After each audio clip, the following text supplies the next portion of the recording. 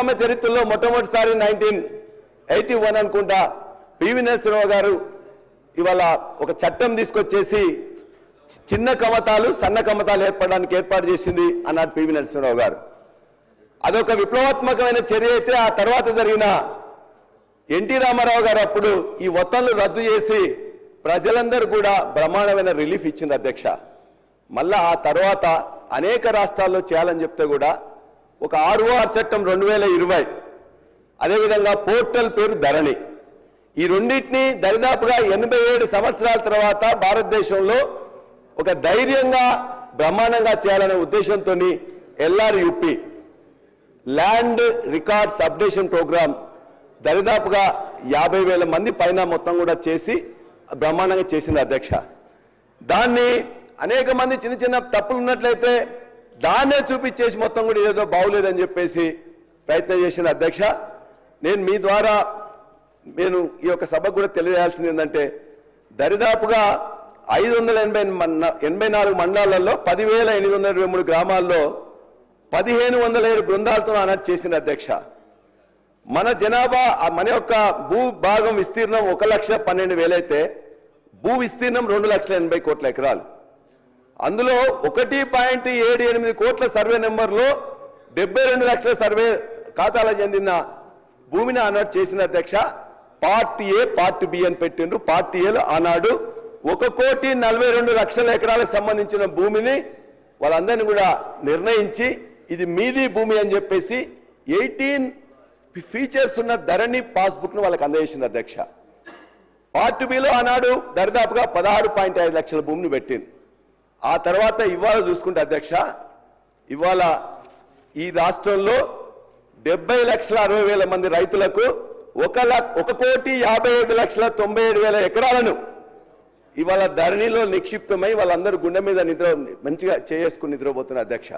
ఇది వాస్తవం. ఈ వీళ్ళందరినీ కూడా ఇవాళ చెడగొట్టాలని చూస్తే మాత్రం ఇవాళ మరలా తెలంగాణ సాయుధ పోరాట స్ఫూర్తితో మళ్ళా పోరాటం చేయాల్సిన అవసరం వస్తుంది అధ్యక్ష. నేను ఒకటే మీకు చెప్పదలుచుకున్నాను అధ్యక్ష, ధరణిలో కోర్ బ్యాంకింగ్ ధర్నాలో మంత్రి గారు ఎప్పుడు చెప్పినా కూడా ఇంతకుముందు ఏది లేదన్నట్టు ఫస్ట్ టైం ఇది ఇక్కడ మనం రిజిస్ట్రేషన్ చేసుకున్నట్లయితే బయట కూడా తెలుస్తుంది, ఎక్కడ చూసినా కూడా ఆన్లైన్లో ఇప్పుడు కూడా అదే ఉన్నది అధ్యక్ష. ఇవాళ వరకు కూడా ఇవాళ ఏప్రిల్, ఇవాళ మార్చి 28, ఈ రోజు కూడా అదే ధరణి సిస్టమే రన్ అవుతున్నది, అదే సాఫ్ట్వేర్ రన్ అవుతున్నది, అవే మాడ్యూల్స్ రన్ అవుతున్నాయి. ఇది నిర్వివాద అంశం. 1,55,00,000 ఎకరాలకు సంబంధించిన 70 లక్షల మంది రైతులకు ఇవాళ మీరిచ్చే రైతు బీమా కానీ రైతు భరోసా కానీ లేకపోతే ప్రొక్యూర్మెంట్ కానీ మీరు వేసే డబ్బులు కూడా ఇందులో ఉండే డాటాతోని ఇదే ఎకరాలకు ఇదే భూమికి మనం వేస్తున్నాం అధ్యక్ష. అది నిర్వివాద అంశం కాదని చెప్పమని చెప్పండి. అందులో వీళ్ళు చాలా చేంజెస్ చేస్తామని చెప్పేసి అంటున్నారు అధ్యక్ష. నేను ఒక 4 అంశాల మీద ఖచ్చితంగా వారికి తెలియదలుచుకున్నా. ఇవాళ మ్యూటేషన్ ఇంతకుముందు మీకు తెలుసు పెద్దలు 2014 కంటే ముందు మ్యూటేషన్ కోసం పోయినట్లయితే రిజిస్ట్రేషన్ అయిన తర్వాత 6 నెలలు సంవత్సరం అయ్యేది అధ్యక్ష. ధరణిలో పెట్టిన ఫీచర్ తర్వాత ఒకటేసారి registration mutation updation issuing the passbook ఇది అయిందా లేదా? 1,55,00,000 ఎకరాలకి జరిగిందా లేదా? కాబట్టి ఇవాళ మళ్ళీ ఏం చేస్తున్నారు ఈ భూభారతిలో అధ్యక్ష వాళ్ళు ఏం చేస్తున్నారంటే స్పీకర్ గారు ఇవాళ ఈ భూభారతిలో మ్యూటేషన్ పద్ధతిలో మ్యూటేషన్ ఒకవేళ ఆ ఎంఆర్ఓ కానీ లేకపోతే రిజిస్ట్రేషన్ చేసే అధికారికి వాళ్ళకి ఇష్టం లేనట్లయితే వాళ్ళు ఒప్పుకుంటేనే ఉప ముఖ్యమంత్రి అధ్యక్ష పల్లా రాజేశ్వరరెడ్డి గారు భూముల గురించి తెలంగాణలో భూములపై హక్కుల గురించి ధరణి గురించి మాట్లాడుతూ చాలా సత్యదూరమైనటువంటి అంశాలని సభకి రాష్ట్ర ప్రజలకు కూడా మీ ద్వారా సభలో ఉన్న అందరికీ సమాచారం ఇస్తున్నారు. ఇది కరెక్ట్ కాదు అధ్యక్ష.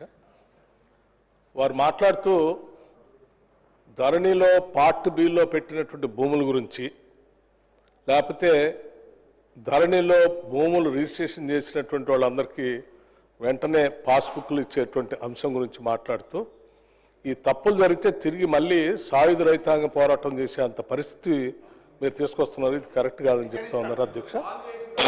అధ్యక్ష, సాయుధ రైతాంగ పోరాటం స్ఫూర్తితోనే కాంగ్రెస్ ప్రభుత్వం ఆనాటి నుంచి ఈనాటి వరకు భూములపై హక్కులకి ప్రజలు కల్పిస్తూ వచ్చింది అధ్యక్ష. ఆనాడు సాయుధ రైతాంగ పోరాటం ఏంటి? దున్నేవాడిదే భూమి, ఇదే కదా నినాదం. దున్నేవాడిదే భూమి అనే నినాదమే సాయుధ రైతాంగ పోరాటం యొక్క ప్రధాన నినాదం. ఆ నినాదం నుంచి ఆనాటి కాంగ్రెస్ ప్రభుత్వం బోరుగల్ రామకృష్ణారావు గారు ముఖ్యమంత్రిగా, బొద్దుగల నరసింహరావు గారు రెవెన్యూ మంత్రిగా మొట్టమొదటిసారి తెలంగాణ ప్రాంతంలో భూములపై రైతులకు హక్కు కల్పిస్తూ తెలంగాణ టెనెన్సీ యాక్ట్ తీసుకొచ్చి ఆనాడు చట్టం చేసి రైతులపై హక్కు కల్పించింది కాంగ్రెస్ ప్రభుత్వం అధ్యక్ష. ఆనాటి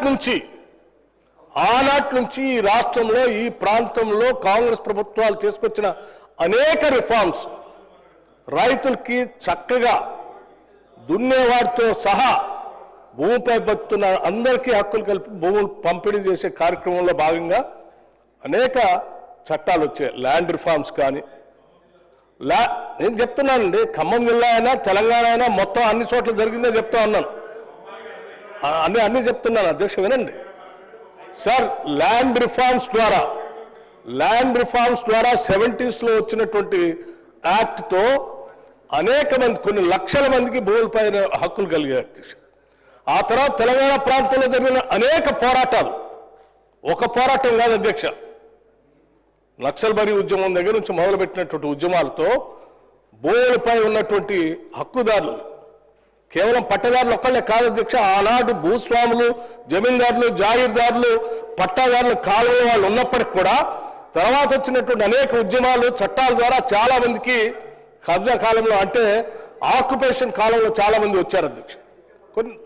కొన్ని లక్షల మంది వచ్చారు, పేద మధ్యతరగతి కుటుంబాలకు సంబంధించినటువంటి వాళ్ళు వస్తే ఒక్క కలం పోటుతో రాష్ట్ర చరిత్రలో కాదు అధ్యక్ష, దేశ చరిత్రలో, ప్రపంచ చరిత్రలో ఎక్కడైనా ఏదైనా ఉద్యమం జరిగితే ఆ ఉద్యమం లక్ష్యాలను చట్టాలుగా మారుస్తూ వచ్చినటువంటి పరిస్థితులు చూశాం. కానీ మొట్టమొదటిసారి ఈ రాష్ట్రంలో ఉద్యమాల ద్వారా వచ్చినటువంటి తెలంగాణ రాష్ట్రంలో గతంలో ఉన్నటువంటి చట్టాలను ఒక్క కలం పోటుతో దాని అనే చట్టం తీసుకొచ్చి ఆక్యుపేషన్లో ఉన్నటువంటి వాళ్ళందరూ రద్దు చేసి ఒక్క పట్టదారు కాలం పెట్టి 70 ఏళ్ళు వెనకున్నటువంటి జమీందారుని, భూస్వాముల్ని, జాగీర్దారులు తీసుకొచ్చే పట్టదారు కాలంలో పెట్టి కొన్ని లక్షల మంది రైతులు భూమిపై ఉన్నటువంటి వాళ్ళకి అసలు ఆ కాలమే ఎత్తేసి భూమిపై వాళ్ళకి ఎటువంటి హక్కు లేకుండా చేసినటువంటి ఒక దుర్మార్గమైన చట్టమే ధరణి చట్టం అధ్యక్ష.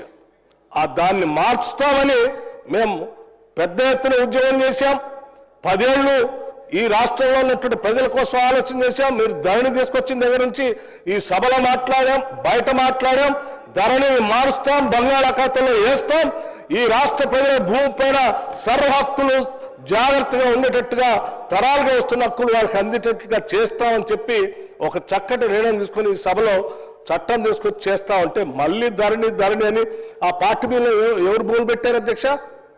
దాదాపు 24 లక్షల మంది భూమి లేని నిరుపేద ప్రజలకి ఆనాటి కాంగ్రెస్ ప్రభుత్వం భూ సంస్కరణ ద్వారా పంపిణీ చేసిన భూముల్లో ఎన్ని భూములు మీరు వాళ్ళకి హక్కుగా ఇవ్వకుండా పార్టీ బిల్లు పెట్టి అధికారుల చుట్టూ తిప్పి ఆ భూములు మీరు వేరే వాళ్ళ పేరు మీద ధరణిలో చేసుకున్నారు, లేకపోతే మీకు అడ్డగోలుగా దారాదత్తం చేసుకున్నారు. ఆ ధరణిలో పెట్టిన తర్వాత ఒకటేసారి అధ్యక్ష, ఒక్కసారి ధరణిలో ఎక్కిచ్చేస్తే మళ్ళీ దాని తీరపై రెవెన్యూ రిజిస్ట్రార్ గారి దగ్గరకు, ఎంఆర్ఓ గారి దగ్గరికి వారికి హక్కులు ఇచ్చారు. తీరపోవడంలోనే ఇది పలానా ఎక్స్పైరీ ఉందా? ఉంది. రిజిస్ట్రేషన్ చేయొచ్చు. వెరిఫికేషన్ కూడా లేదు అధ్యక్ష. మీరు ఎక్కించుకుంటే అధికారం మీ చేతిలో ఎవరికి కావాలంటే వాళ్ళకి ఎక్కించవచ్చు. ఒక్కసారి ఎక్కించామంటే కనీసం దానికి వెరిఫికేషన్ కూడా లేదు. ఏమంటే రిజిస్ట్రేషన్ అవుతుంది, ఇంకో వ్యక్తి చేతుల్లోకి పోతుంది, ఆయన ఇంకో చేతుల్లో పోతుంది. అసలు ఆయన వెరిఫికేషన్ నాది అని రిప్రజెంటేషన్ చేద్దామంటే కూడా రెవెన్యూ వాళ్ళ దగ్గర కనీసం అప్పీల్ కూడా లేదు అధ్యక్ష. అటువంటి దుర్మార్గమైనటువంటి చట్టాలు తీసుకొచ్చి ఈ రాష్ట్రంలో వచ్చినటువంటి అనేక చట్టాల ద్వారా వచ్చినటువంటి హక్కులు కాలరాసి పోరాటాల ద్వారా అధ్యక్ష వారికి కూడా తెలుసు ఈ రాష్ట్రంలో అనేక ఉద్యమాలు వచ్చినాయి అధ్యక్ష. ఉద్యమాలు వచ్చిన సందర్భంలో జెండాలు బాచి భూస్వాములు, దొరలు, జాగీర్దారులు, జమీందారులు భూములు తెల్లకాయత మీద రాసిచ్చి గ్రామంలో ఉన్నటువంటి పేద మధ్యతరగతి కుటుంబాలు రాసిచ్చేసి ఎంతో కొంత అక్కడ నగదు తీసుకొని వాళ్ళకి ఇచ్చిపోతే ఆ ఇచ్చిపోయినటువంటి భూములన్నీ వాళ్ళ ఆక్యుపేషన్ కాలంలో ఉంటే ఇవాళ ఆ భూములను ఎత్తేసారు అధ్యక్ష. దశాబ్దాలుగా దున్నుకుంటున్నటువంటి భూములు కూడా హక్కు లేకుండా చేశారు అధ్యక్ష. వాళ్ళు ఎక్కడో అమెరికాలో ఉన్నటువంటి వాళ్ళు మరిచిపోయినటువంటి మేము ఎప్పుడో అమ్మేసుకున్నాం అంటే వాళ్ళు లేరు. వాళ్ళ మనవల్లో ఎవరో వచ్చి ఏమంటే ఇగో మా తాత పేరు మీద పట్టదారి కాలంలో ఉంది, ఈ భూమి నాది అని వచ్చేసారు. నేను చాలా ఉదాహరణలు కూడా చెప్పాను అధ్యక్ష. ఇంకా తగుదనమ్మా అని చెప్పి మళ్ళీ ఆ చట్టమే బాగుందని చెప్తే ఎట్లా అధ్యక్ష? ఇది కరెక్ట్ కాదు. మీరు ఈ రకంగా సభని రాష్ట్ర ప్రజలను తప్పుదోవ పట్టించొద్దు. మేము బాజాప్తుగా కాంగ్రెస్ పార్టీ చాలా స్పష్టంగా ఎన్నికల కంటే ముందే చెప్పాం, ధరణిని బంగాళాఖాతంలో వేస్తాం, మారుస్తాం, ప్రజల పనికి వచ్చేటువంటి చట్టాన్ని తీసుకొని వస్తాం అని చెప్పి ప్రజలకి నచ్చజెప్పి వాళ్ళంతా ఒప్పుకున్న తర్వాతనే వాళ్ళందరూ ఓట్లు వేస్తేనే మేము అధికారంలోకి వచ్చాం. అంటే ప్రజలందరూ దాన్ని మార్చాలని, దాన్ని బంగాళాఖాతంలో వేయాలనే మాకు ఓటేసింది. ఆ వేసిన దాన్ని మేము చెప్పిన మాట న్యాయం చేయాలి కదా అధ్యక్ష, చేస్తా ఉన్నాం. రాజేశ్వరరెడ్డి అధ్యక్ష నాకు 2 నిమిషాలు కాకముందే వాళ్ళు అర్ధ గంట మాట్లాడితే నేను ఏం మాట్లాడాలి అధ్యక్ష?